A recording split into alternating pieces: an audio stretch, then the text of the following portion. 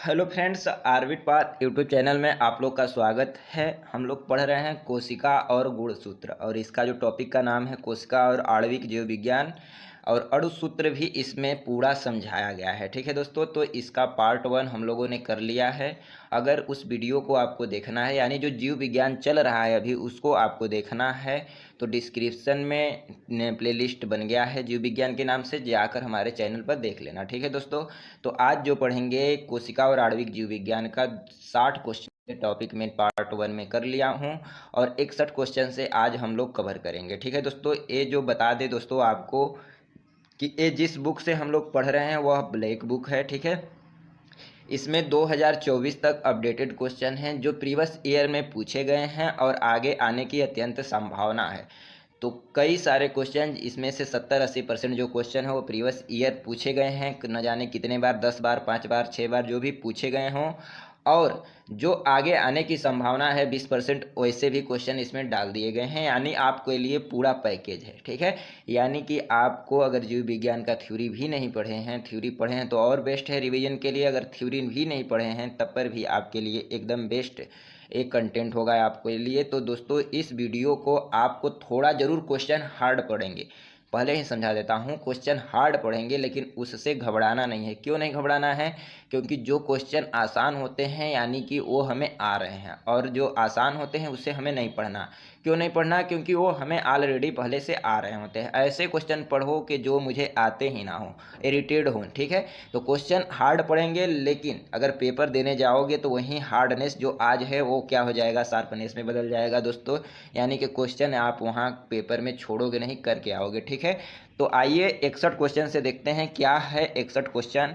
60 question तक कर लिए हैं, उसको वीडियो को जाकर प्रीवियस देख लेना। ठीक है, आज जो करने वाले हैं 61 क्वेश्चन से करने वाले हैं, आपको मालूम चल जाएगा कि कैसे हम इसको पढ़ाते हैं। ठीक है दोस्तों, तो आइए देखते हैं क्या कह रहा है 61 क्वेश्चन। थोड़ा सा ऊपर कर लेते हैं आप लोग के लिए। ठीक है, पहला जो क्वेश्चन है मानी आनी के आज का जो 61वां क्वेश्चन है वह कह रहा है एक बहुकोशिकीय जीव किसके द्वारा बढ़ता है। अगर बहुकोशिकीय है जिसमें एक कोशिका होता है वह एक कोशिकीय हो गया, और बहुकोशिकीय जो जीव है वह किसके द्वारा बढ़ता है, तो कोशिका विभाजन के द्वारा। यानी कि कोशिका जो है, हमारा जो शरीर है, कल भी बताए थे आज ही बता दे रहे हैं, हमारा जो शरीर है, यानी कि एक मकान को माने, एक मकान को ले लें तो मकान का जो ईंट होता है, ठीक है, मकान में जो एक ईंट लगता है वह क्या है, कोशिका है। यानी हमारे शरीर की सबसे सूक्ष्म इकाई यानी सबसे छोटी इकाई क्या होती है, कोशिका होती है।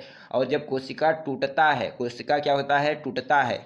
अगर ईंट तोड़ रहे हैं यानी कोशिका भी टूट रहा है, तो कोशिका भी क्या करता है, टूटता है। तो कोशिका का जब विभाजन होता है तो एक कोशिकीय जीव द्वारा क्या होता है, कोशिका का, बहुकोशिकीय जीव द्वारा क्या होता है, कोशिका का विभाजन होता है। ठीक है, इसको पढ़ लेंगे, याद हो जाएगा। अगला जो क्वेश्चन है, हमारा जो उद्देश्य है आपको कम से कम 50-60% तो इस क्लास में याद करवाने का भी मेरा उद्देश्य है, क्योंकि मैं भी स्टूडेंट हूँ। ठीक है, आप लोग के जैसे ही तैयारी करता हूँ, तो मेरा क्या है कि हम सोचते हैं कि आपको भी क्या हो कि ज़्यादा रटना ना पड़े और याद करना पड़े और फालतू की चीज़ें ना पढ़ना पड़े। ठीक है दोस्तों, अगला जो क्वेश्चन है वह कह रहा है कोशिका में सेंट्रियोल का मौलिक कार्य क्या है। अगर बात करें कि कोशिका में सेंट्रियोल, अब पूछोगे सर सेंट्रियोल क्या होता है, तो इसको जानना ही नहीं है भाई, क्या करेंगे बहुत सारा जानकर। हम लोग में एक दो क्वेश्चन आते हैं जीव विज्ञान के जो हम रट कर भी कर सकते हैं। ठीक है दोस्तों, तो कोशिका में सेंट्रियोल का मौलिक कार्य क्या है, सेंट्रियोल, ठीक है, उसका मौलिक कार्य क्या है। कोशिका विभाजन की अगर जब शुरुआत होती है तो किसके द्वारा होती है, सेंट्रियोल के द्वारा होती है। किसके द्वारा होती है, सेंट्रियोल के द्वारा होती है।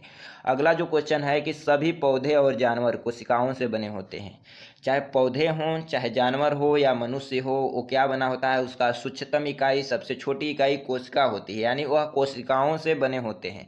और कोशिका जीवन की क्या है, मूल इकाई है। वही चीज़ बताए, सभी पौधे, जानवर, मनुष्य किससे बने होते हैं, कोशिका से बने होते हैं। उनकी जीवन की मूल इकाई भी कोशिका होती है। यह कथन किस सिद्धांत के लिए है? अगर यह कथन बोला जाए, जो कथन अभी बोले हैं, यह किस सिद्धांत के लिए है, तो कोशिका के बारे में बोल रहा है तो कोशिका ही सिद्धांत होगा। हाँ, कोशिका के बारे में बोल रहा है तो कोशिका ही सिद्धांत होगा, तो कोशिका सिद्धांत। सेलुलोज का अगर मुख्य घटक पूछे, क्या पूछे दोस्तों, सेलुलोज का मुख्य घटक पूछे तो क्या बताएंगे, कोशिका भित्ति। क्या बताएंगे, कोशिका भित्ति। ठीक है दोस्तों, तो जो थोड़ा बहुत भी जीव विज्ञान पढ़ा होगा, ठीक है, तो उसको मालूम होगा कि सेलुलोज क्या होते हैं, कोशिका भित्ति क्या होते हैं। और जो नहीं पढ़ा है जीव विज्ञान उसके पल्ले नहीं पड़ रहा होगा, लेकिन अगर क्वेश्चन करना चाहते हो तो एक बार रट लो, ठीक है। लेकिन जो थोड़ा बहुत भी पढ़ा हो जीव विज्ञान उसको जरूर मालूम होगा कि कोशिका भित्ति, सेलुलोज क्या होते हैं, ठीक है। अगला जो क्वेश्चन है कि कह रहा है कि मानव गाल, क्या कह रहा है, मानव गाल की कोशिकाओं में नहीं पाया जाता है। मानव गाल एक प्रकार की कोशिका ही है, ठीक है, जो कहाँ पाई जाती है, जंतुओं में पाई जाती है, ठीक है। मानव गाल की कोशिकाओं में नहीं पाया जाता है, लेकिन यह प्याज की कोशिकाओं में मौजूद होता है। तो मानव गाल क्या है, एक प्रकार की कोशिका है, ठीक है, उसमें नहीं पाया जाता है, लेकिन प्याज की कोशिकाओं में मौजूद होता है क्या, कोशिका भित्ति। तो कोशिका भित्ति, सेलुलोज, ये सब क्या हैं, ये सब कोशिका के ही पार्ट है, कोशिकाओं में पाए जाते हैं, ठीक है दोस्तों। अगला क्वेश्चन कह रहा है रक्त के थकने, अरे सॉरी दोस्तों, क्या कह रहा है, रक्त के थक्के जमने की प्रक्रिया को क्या कहा जाता है। अगर रक्त का थक्का किसके कारण जमता है, ये पूछे कि रक्त के थक्के जमने की प्रक्रिया, ये अलग क्वेश्चन हो गया, ठीक है। तो रक्त के थक्के जमने की प्रक्रिया को क्या कहा जाता है, तो रक्त स्कंदन कहा जाता है। क्या कहा जाता है, रक्त स्कंदन। ये क्वेश्चन आप लोग बता देना कि रक्त के थक्का किसके कारण जमता है, उस किस पदार्थ के कारण जमता है, उसको क्या करना, कमेंट बॉक्स में हमको बता देना, ठीक है। लेकिन रक्त के थक्के जमने की प्रक्रिया पूछे तो बता देंगे रक्त स्कंदन। क्या कहा जाता है, रक्त स्कंदन कहा जाता है। अगला जो क्वेश्चन है वह कह रहा है रॉबर्ट हुक ने, कौन, रॉबर्ट हुक ने किसकी खोज की थी, तो कोशिका की खोज की थी। आगे क्वेश्चन सुनना, रॉबर्ट हुक ने क्या किया कि कोशिकाओं का जो अवलोकन करके, किस कोशिकाओं का अवलोकन करके कोशिका की खोज की, तो कार्क के टुकड़े, कार्क एक प्रकार का पदार्थ है, उसके टुकड़े को देखा, अवलोकन किया, उसको अपनी नज़र से अच्छे तरीके से देखा और तब क्या किया, कोशिका की खोज की, तो कार्क के टुकड़े से। और जो रॉबर्ट हुक थे वह मृत कोशिका की खोज किया था, ठीक है, इसको आप लोग ध्यान देना, ठीक है। अगला जो क्वेश्चन है ग्लूकोज, क्या, ग्लूकोज आप लोग जानते होंगे, पाइरूवेट, क्या है, ग्लूकोज पाइरूवेट में क्या टूटता है, नहीं, ग्लूकोज जो है पाइरूवेट किस में टूटता है, तो कोशिका द्रव्य में टूटता है। अगर ग्लूकोज की बात करें, पाइरूवेट की बात करें, ध्यान से सुनो क्वेश्चन, ग्लूकोज की बात करें, पाइरूवेट की बात करें, किस में टूटता है, तो कोशिका द्रव्य में टूटता है, ठीक है दोस्तों। आज भी लगभग 50-55 क्वेश्चन करेंगे, ठीक है, ध्यान से बस 30 मिनट दो, 30 मिनट या 25 मिनट में हमारा 50 या 60 क्वेश्चन हो जाएंगे, ठीक है दोस्तों। अगला जो क्वेश्चन है कह रहा है कि पोषण की प्रक्रिया का पहला चरण ग्लूकोज का 3 कार्बन अणु में टूटना है। क्या कह रहा है, पोषण की प्रक्रिया का पहला जो चरण है वो ग्लूकोज का 3 कार्बन अणु में टूटना है, जिससे क्या कहा जाता है, तो पाइरूवेट कहा जाता है। अगर पाइरूवेट आप लोग को मालूम नहीं है तो कैसे पाइरूवेट कहते हैं, पोषण की प्रक्रिया का जो पहला चरण है, ठीक है, वह क्या करता है, ग्लूकोज को 3 कार्बन अणु में तोड़ देता है, ठीक है, उसी को क्या कहा जाता है, पाइरूवेट कहा जाता है। अगला जो क्वेश्चन है गायनेकोमास्टिया, क्या कह रहा है, गायनिकोमास्टिया क्या है, तो गायनिकोमास्टिया एक ऐसा पदार्थ है जो पुरुषों में महिलाओं में नहीं, पुरुषों में स्तनों का क्या करता है, विकास करता है, कौन, गायनेकोमास्टिया, ठीक है, गायनेकोमास्टिया पुरुषों में स्तनों का विकास करता है। अगला जो है क्वेश्चन, जब एक जीन जोड़ी, क्या बोल रहा है, जब एक जीन जोड़ी दूसरी इकाई के प्रभाव को छुपाती है, जब एक जीन जोड़ी दूसरी इकाई के प्रभाव को छुपाती है तो इस घटना को क्या कहा जाता है, तो इस घटना को क्या कहा जाता है, एपिस्टासिस कहा जाता है। किस घटना को, जब एक जीन जोड़ी, ठीक है, एक जीन जोड़ी दूसरी इकाई के प्रभाव को छुपाती है तो उसे कहा जाता है एपिस्टासिस। क्या कहा जाता है, एपिस्टासिस, याद रखेंगे दोस्तों। अगला जो क्वेश्चन है कि बर्र निकाय, क्या, बर्र निकाय में क्या पाया जाता है, तो महिला दैहिक कोशिकाओं में क्या पाया जाता है, बर्र निकाय जो है वह किस में पाया जाता है, महिला दैहिक कोशिकाओं में, यानी जो महिला हैं उनकी कोशिकाओं में क्या पाया जाता है, बर्र निकाय पाया जाता है। याद रखना, बर्र निकाय कहाँ पाया जाता है, महिला दैहिक कोशिकाओं में पाया जाता है। अगला क्वेश्चन है थैलेसीमिया, थैलेसीमिया किसका उदाहरण है। अगर थैलेसीमिया की बात करें तो किसका उदाहरण है, नाम सुने होंगे थैलेसीमिया का, तो थैलेसीमिया फ्रेम शिफ्ट उत्परिवर्तन का क्या है, एक उदाहरण है, ठीक है दोस्तों। थैलेसीमिया की बात करें तो किसका उदाहरण है, फ्रेम शिफ्ट उत्परिवर्तन का एक उदाहरण है। अगला जो क्वेश्चन है, शब्द म्यूटेशन मुख्य रूप से शब्द जो है म्यूटेशन, जो म्यूटेशन शब्द है मुख्य रूप से आनुवांशिक त्रुटि को क्या करता है, संदर्भित करता है। जो म्यूटेशन शब्द है वह किसको संदर्भित करता है, तो आनुवांशिक त्रुटि को। क्या आनुवांशिक लक्षण होते हैं जो पूर्वजों के लक्षण होते हैं, तो आनुवांशिक त्रुटि को क्या करता है, म्यूटेशन शब्द क्या करता है, संदर्भित करता है। ठीक है दोस्तों, अगला जो क्वेश्चन है, जीव विज्ञान की कौन सी शाखा आनुवांशिकता और विविधताओं के अध्ययन से संबंधित है। अगर बात की जाए कि जीव विज्ञान की कौन सी शाखा, इसमें दोनों प्रकार के क्वेश्चन मिलेंगे, easy to moderate and hard. ठीक है दोस्तों, तो इजी भी रहेगा, मॉडरेट भी रहेगा, हार्ड भी क्वेश्चन रहेगा, यानी कि सभी प्रकार के क्वेश्चनों का समावेश है एवलेबल। ठीक है, तो जीव विज्ञान की कौन सी शाखा आनुवांशिकता और विविधताओं के अध्ययन से संबंधित है, तो आनुवांशिकी, क्या जेनेटिक्स जिसे कहेंगे इंग्लिश में जेनेटिक्स। आनुवांशिकी किसका अध्ययन है, जीव विज्ञान की कौन सी शाखा, यानी आनुवांशिकता और विविधताओं के अध्ययन से संबंधित कौन है, आनुवांशिकी। तो आनुवांशिकता आनुवांशिकी मिल रहा है, इसको याद करने की जरूरत ही नहीं है। अगला जो क्वेश्चन है कि कह रहा है कि कौन सा कोशिका अंगक आशयों में उत्पादों के भंडारण, संशोधन और संवेष्टन के लिए जिम्मेदार है। क्या कह रहा है, कौन सा कोशिका अंगक आशयों में उत्पादों के भंडारण, संशोधन और संवेष्टन के लिए जिम्मेदार है, तो गाल्जी उपकरण जो है वह कोशिका के उत्पादों के भंडारण, संशोधन, संवेष्टन के लिए क्या है, जिम्मेदार है। अगला जो क्वेश्चन है कि उस नोबेल पुरस्कार विजेता का नाम बताइए जिसने जेनेटिक कोड को तोड़ने में मदद की। जो जेनेटिक कोड होता है उसको तोड़ने में मदद की, उस नोबेल पुरस्कार विजेता का नाम क्या है, तो हरगोविंद खुराना जी हैं।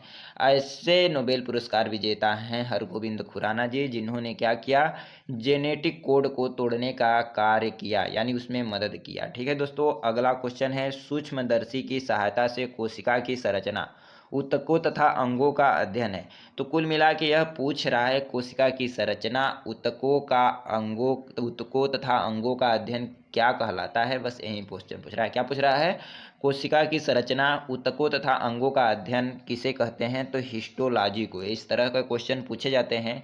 एक दिन किसी दिन एक ऐसा टॉपिक बनाऊंगा जो अध्ययन से संबंधित होगा कि रक्त के अध्ययन को क्या कहा जाता है, हृदय के अध्ययन को क्या कहा जाता है, तो ऊतकों के अध्ययन को क्या कहा जाता है। इस तरह का क्वेश्चन एक टॉपिक लाऊंगा, जल्द ही लाऊंगा। ठीक है, तो उसको भी आप लोग देख लेना, लेकिन इसको याद करो, जीव विज्ञान में बहुत महत्वपूर्ण है। क्या कि कोशिका की संरचना, ऊतकों तथा अंगों का अध्ययन क्या है, हिस्टोलॉजी है। क्या है, हिस्टोलॉजी है। अगला जो क्वेश्चन कर रहा है जीन, क्या बोल रहा है, जीन युग्मक में नहीं पाए जाते हैं। जो जीन है युग्मक में, जोड़े में नहीं पाए जाते हैं। जो जीन है युग्मक में, जोड़े में नहीं पाए जाते हैं। जीन क्या है, युग्मक में, जोड़े में नहीं पाए जाते हैं, इसको याद रखना।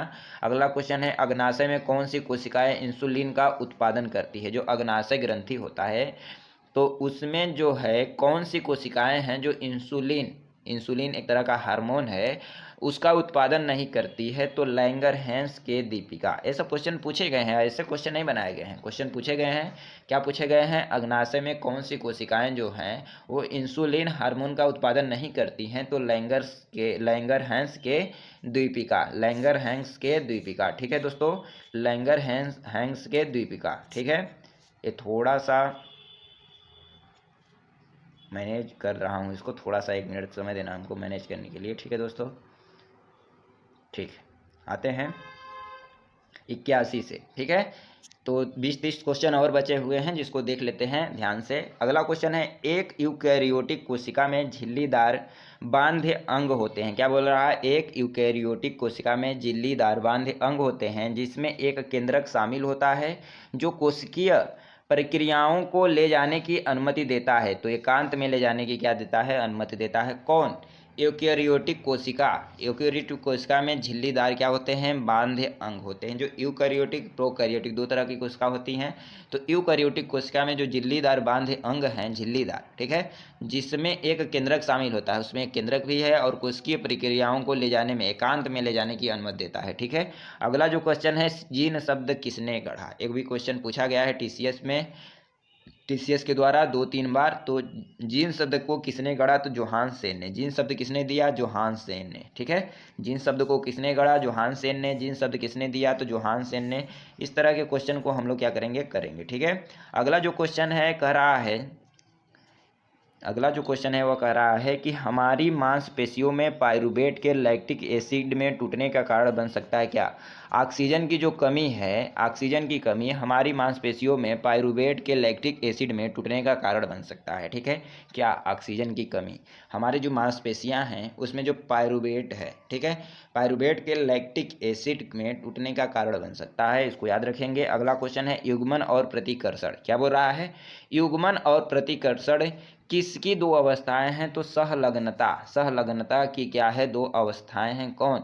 युग्मन और प्रतिकर्षण, जिसे कॉपलिंग एंड रिपल्सन कहते हैं। तो कॉपलिंग एंड रिपल्सन, युग्मन और प्रतिकर्षण किसकी दो अवस्थाएं हैं? सहलग्नता की क्या है? दो अवस्थाएं हैं। अगला क्वेश्चन हो कह रहा है, क्या क्वेश्चन पूछा है कि बाल सफ़ेद किसके कारण होते हैं? इसको भी जान लो कि बाल सफ़ेद किसके कारण होते हैं? एपिडर्मल कोशिकाओं में मेलेनिन की हानि से क्या होते हैं?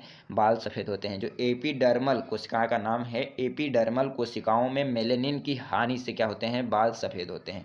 अगला जो क्वेश्चन है, किसने प्रस्तुत किया कि सभी पौधे और जानवर कोशिकाओं से बने होते हैं और कोशिका जीवन की मूल इकाई है? ये चीज़ किसने कहा कि किसन के जो सभी पौधे या जानवर हों या मनुष्य हो वो कोशिकाओं से बने होते हैं और कोशिका जीवन की मूल इकाई है?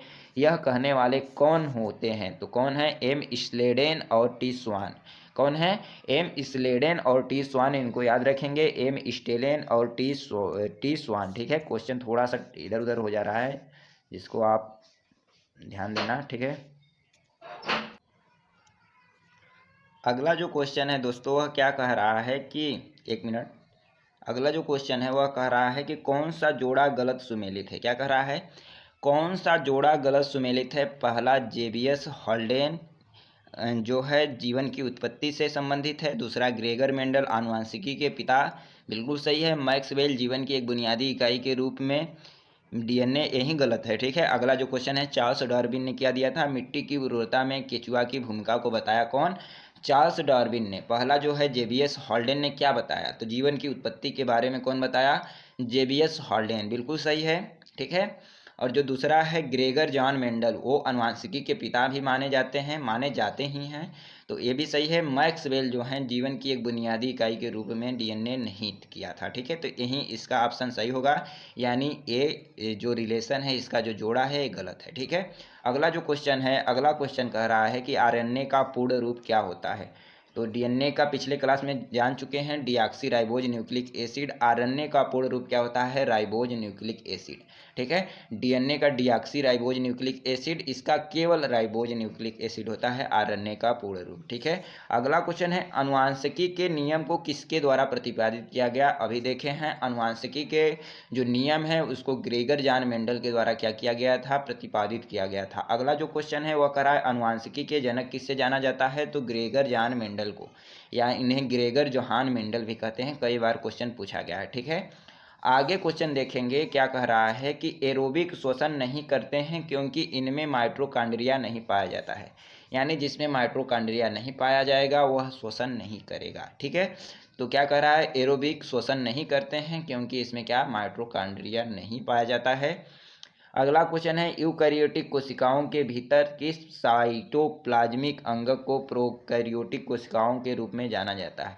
फिर से क्वेश्चन सुनेंगे, क्या कह रहा है? यूकैरियोटिक कोशिकाओं के भीतर किस साइटोप्लाज्मिक अंग को प्रोकैरियोटिक कोशिकाओं के रूप में माना जाता है? तो माइटोकॉन्ड्रिया। क्या? माइटोकॉन्ड्रिया। ठीक है, अगला जो क्वेश्चन है वह कह रहा है, अगला क्वेश्चन कह रहा है, एक जीवित कोशिका की संपूर्ण सामग्री को, ठीक है, एक जो जीवित कोशिका है उसकी संपूर्ण सामग्री को जीव द्रव्य के रूप में जाना जाता है। किस रूप में जाना जाता है? जीव द्रव्य के रूप में जाना जाता है, जिसमें क्या? जिसमें कोशिका द्रव्य और नाभिक शामिल होते हैं। एक जीवित कोशिका की संपूर्ण सामग्री को जीव द्रव्य के रूप में जाना जाता है, जिसमें कोशिका द्रव्य और नाभिक शामिल होते हैं। ठीक है दोस्तों, अगला क्वेश्चन है, कोशिका के किस भाग में पाइरुविक अम्ल, कार्बन डाइऑक्साइड, पानी और ऊर्जा में टूट जाता है?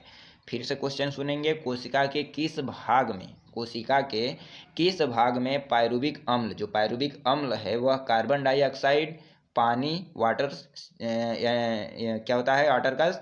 CH, अरे सॉरी दोस्तों भूल गए, कार्बन डाइऑक्साइड, पानी H2O, ठीक है, और ऊर्जा में टूट जाता है माइटोकॉन्ड्रिया। ठीक है दोस्तों, तो कार्बन डाइऑक्साइड, पानी और ऊर्जा में कौन टूट जाता है? पायरुविक अम्ल। ठीक है, किसके कारण? माइटोकॉन्ड्रिया के कारण। अगला जो क्वेश्चन है, कौन सा कोशिकांग पादप और जंतु कोशिका दोनों में पाया जाता है? तो माइटोकॉन्ड्रिया क्या है?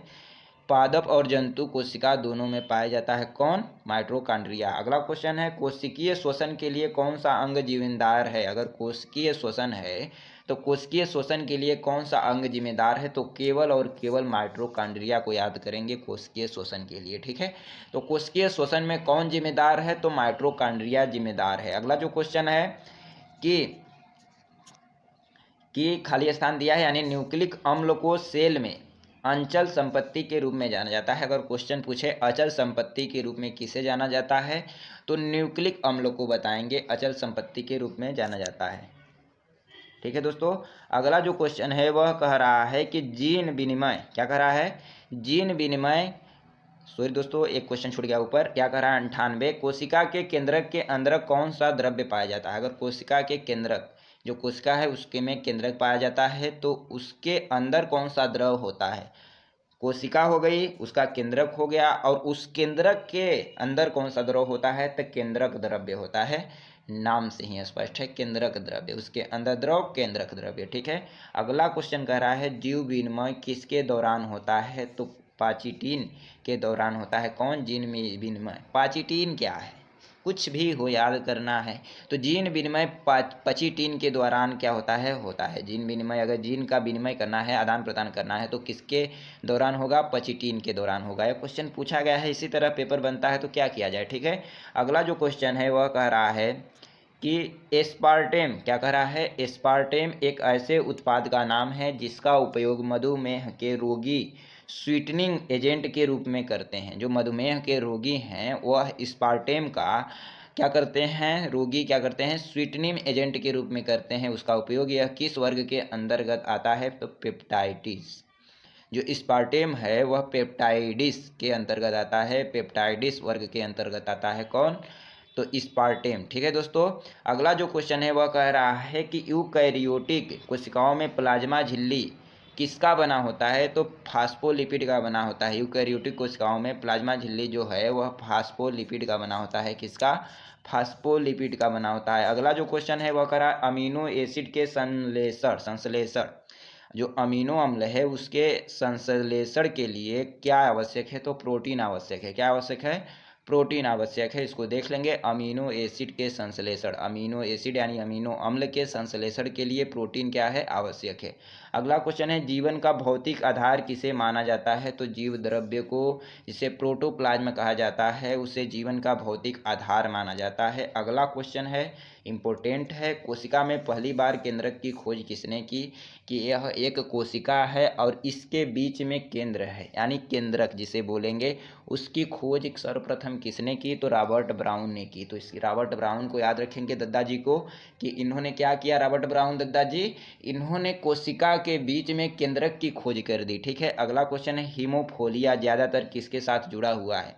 तो हीमोफोलिया एक ऐसी बीमारी है जो शाही परिवारों को होती है। ठीक है, यानी जो अमीर खानदान हैं, अमीर लोग हैं, उनको होता है हीमोफोलिया। ठीक है, तो इसे क्या कहा जाता है? शाही बीमारी भी कहा जाता है। हीमोफोलिया को शाही परिवार को होता है। ठीक है, तो बीमारियों में अमीर कौन है? हीमोफोलिया को याद रखेंगे। जिसको हीमोफोलिया हो जाए समझ लो क्या है? अमीर है। अगला क्वेश्चन है कि कोशिका सिद्धांत का विस्तार किसने किया? जो कोशिका सिद्धांत है उसका विस्तार किसने किया? और सुझाव दिया कि सभी कोशिकाएं पहले से मौजूद कोशिकाओं से उत्पन्न होती हैं। यानी जो कोशिका सिद्धांत में कहा गया बात कि पहले से जो कोशिका हैं, जैसे हमारे अंदर कोशिका है, तो और कोशिकाओं का निर्माण उसी के टूटने से होता है। ठीक है, वह किसने दिया कोशिका सिद्धांत? तो रुडोल्फ विर्चो। कौन दिया? रुडोल्फ विर्चो उनका नाम था। भाई याद तो रखना पड़ेगा रुडोल्फ विर्चो को। ठीक है, वीर तो थे लेकिन चोर नहीं थे, विर्चो। ठीक है, रुडोल्फ। ठीक है, रूढ़ थे। ठीक है, अगला क्वेश्चन है एलोसोम क्या होते हैं? अगर एलोसोम की बात किया जाए तो एलोसोम लिंग गुणसूत्र हैं। क्या हैं? लिंग गुणसूत्र हैं। कौन? एलोसोम। अगला क्वेश्चन है जब कोशिका के चारों ओर का माध्यम हाइपोटोनिक विलयन होता है, जब कोशिका के चारों ओर का माध्यम हाइपोटोनिक विलयन होता है तो कोशिका के एक मिनट, तो जब कोशिका के चारों ओर का माध्यम हाइपोटोनिक विलयन होता है तो कोशिका के एक ही आकार में होने की संभावना होती है। तो कोशिका के एक ही आकार में होने की संभावना होती है। अगला क्वेश्चन है, बस 10 क्वेश्चन और होगा, ठीक है, 10 या 8 क्वेश्चन और है, बस उसको देख लेते हैं, बाकी कल देखेंगे। अगला जो क्वेश्चन है, वे कौन सी बुनियादी इकाइयाँ हैं, वे कौन सी बुनियादी इकाइयाँ हैं जिससे मानव अंग बनाए जा सकते हैं। तो ऐसी कौन सी बुनियादी इकाइयाँ हैं जिससे मानव के अंग बनाए जा सकते हैं। हाथ बनाया जा सकता है, पैर बनाया जा सकता है, मुंह चेहरा बनाया जा सकता है, माउथ मुंह बनाया जा सकता है, हैंड बनाया जा सकता है, हेड बनाया जा सकता है। यानी जो मानव के अंग हैं वह किससे बनाए जाते हैं, तो स्टेम सेलम, याद रखेंगे, स्टेम सेलस, स्टेम सेलस, ठीक है। अगला क्वेश्चन है, समयुग्मजी अप्रभावी और विषम युग्मजी पौधों के बीच संकरण। क्या बोला, समयुग्मजी अप्रभावी और विषम युग्मजी पौधों के बीच संकरण, ठीक है, टेस्ट संकर है। क्या है, टेस्ट संकर, इसे टेस्ट क्रॉस कहेंगे। तो समयुग्मजी अप्रभावी और विषम युग्मजी पौधों के बीच जो संकरण है वह क्या है, टेस्ट संकर है। अगला क्वेश्चन है, एक बच्चे को विरासत में मिले कुल जीनों में से, ठीक है, जो एक बच्चे हैं उन्हें विरासत के रूप में मिले कुल जीन प्रत्येक माता पिता के एक समान संख्या होती है, ठीक है, प्रत्येक माता पिता से एक समान संख्या होती है। जो एक बच्चे को विरासत में जीन मिला है वह कैसा होता है, तो प्रत्येक माता पिता से एक समान संख्या होती है, ठीक है, माता पिता के समान संख्या होती है। जो अगला क्वेश्चन है वह बोल रहा है रक्त प्लेटलेट्स, क्या बोल रहा है, रक्त प्लेटलेट्स को किस नाम से जाना जाता है, क्या कहा जाता है, तो उन्हें थ्रोम्बोसाइटस भी कहा जाता है, नाम सुने होंगे। जो रक्त प्लेटलेट्स है उन्हें क्या कहा जाता है, थ्रोम्बोसाइटस कहा जाता है, थ्रोम्बोसाइटस कहा जाता है, किसे, रक्त प्लेटलेट्स को कहा जाता है। जालीदार गर्दन किसकी विशेषता है, तो टर्नर सिंड्रोम की विशेषता क्या है, जालीदार गर्दन किसकी विशेषता है, टर्नर सिंड्रोम की विशेषता क्या है, जालीदार गर्दन किसकी विशेषता है, टर्नर सिंड्रोम की। तो जालीदार गर्दन किसकी विशेषता है, टर्नर सिंड्रोम की। बार बार रिपीट करने का मतलब है आपको याद करवाना मेरा उद्देश्य है। बस 2-3 क्वेश्चन और बचे हैं। अगला क्वेश्चन कर रहा है, लक्षणों की विरासत के नियमों के अनुसार प्रत्येक बच्चे में प्रत्येक विशेषता कितने संस्करण होंगे, ठीक है। क्या कर रहा है, लक्षणों की विरासत के नियमों के अनुसार प्रत्येक बच्चे में प्रत्येक विशेषता के कितने संस्करण होंगे, तो 2। कितने होंगे, तो 2 होंगे। अगला क्वेश्चन है, आरएनए में थाइमिन के स्थान पर कौन सा क्षार उपस्थित होता है। अगर आरएनए में क्या पाया जाता है, थाइमिन, ठीक है, थाइमिन, ठीक है दोस्तों, तो उसके स्थान पर आरएनए में थाइमिन नहीं पाया जाता है। 1 मिनट, ठीक है दोस्तों, तो थैंक यू। जो डीएनए में पाया जाता है क्या, थाइमिन, और आरएनए में क्या पाया जाता है, यूरेसिल। तो क्या क्या पाया जाता है, अगर डीएनए की बात करें तो एडिनिन, गुआनिन, ध्यान से सुनना, एडिनिन, गुआनिन, साइटोसिन, थाइमिन, ठीक है, किस में पाया जाता है, डीएनए में। तो डीएनए में थाइमिन पाया जाता है, यानी एडिनिन, गुआनिन, साइटोसिन, थाइमिन। तो एडिनिन, गुआनिन, साइटोसिन यह आरएनए में भी पाया जाता है, लेकिन थाइमिन की जगह क्या पाया जाता है, यूरेसिल पाया जाता है आरएनए में, ठीक है, आरएनए, यूरेसिल, नाम से ही स्पष्ट है। तो याद रखना कि डीएनए में क्या पाया जाता है, थाइमिन, और आरएनए में उससे अलग क्या पाया जाता है, यूरेसिल। कई बार क्वेश्चन पूछा है। अगला जो क्वेश्चन है वह कह रहा है, कोशिकाओं में सबसे प्रचुर मात्रा में पाए जाने वाला अणु है जो कुल कोशिका द्रव्यमान का 70% या अधिक होता है। तो पानी एक ऐसा है द्रव पदार्थ जो कोशिकाओं में सबसे प्रचुर मात्रा में पाया जाता है, और जिसका परसेंटेज में देखा जाए तो 70% से भी अधिक पाया जाता है। कोशिकाओं में क्या पाया जाता है, पानी, ठीक है दोस्तों। तो आज का क्लास हम आशा करते हैं, आप विश्वास है मुझे कि आप लोगों को बहुत अच्छा लगा होगा, यदि अभी तक देख रहे हैं तो, ठीक है। तो अगर वीडियो को लाइक नहीं किए हो, लाइक कर दो, और सब्सक्राइब भी नहीं किए हो, सब्सक्राइब भी कर दो, और दोस्तों को शेयर भी कर दो, और बाकी मुझे कुछ नहीं चाहिए। धन्यवाद आज का वीडियो देखने के लिए। अगर इसका पीडीएफ चाहिए तो डिस्क्रिप्शन में टेलीग्राम है, टेलीग्राम ज्वाइन कर लो, वहाँ ब्लैक बुक के नाम से इसका पीडीएफ मिल जाएगा, वहाँ से आप डाउनलोड कर लो। बाकी धन्यवाद।